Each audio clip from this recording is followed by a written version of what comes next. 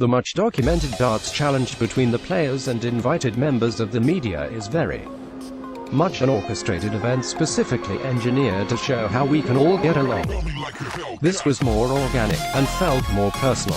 I'd just broken off and potted a ball against a colleague while we waited for the next round of interviews when Vardy walked past. "Who am I up against?" Then he asked confidently, seeing as he had not played a shot. My original partner quickly handed over the cue and the battle was on.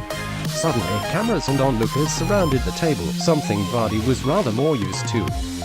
Nevertheless, after a brief debate over whether a two-shot penalty should carry over to the Blackpool's equivalent of VAR, surely, I knocked the 8 ball into the middle pocket with Vardy's last remaining spotted ball on the table.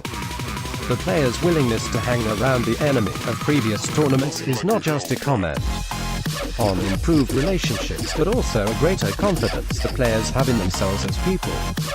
Jesse Lingard has no problem with brushing up his 10-pin bowling skills in front of a few reporters. To be fair, they don't need much polishing. Trent Alexander-Arnold has no problem plonking himself down on the sofa between a couple of journalists to catch whatever game was on.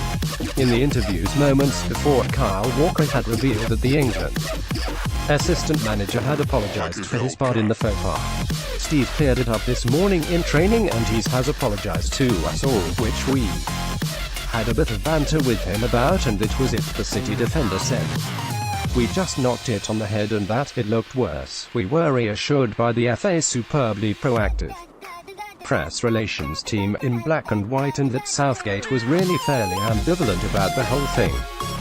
That, in essence, is the way the whole England setup has treated most of the circus that surrounds a major tournament finals, and it is to their credit. They have been relaxed with the media and in turn made sure they relaxed when they were off duty. Most spent time with the families.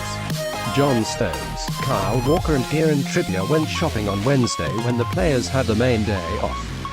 Meanwhile, Eric Dier, Jordan Henderson, Ruben Loftus-Cheek, Gary Cahill and Fabian Delph visited the city's famous Hermitage Museum along with a number of FA staff. I personally never went to the museum, but the lads were showing me some pictures and there were some thrones and that.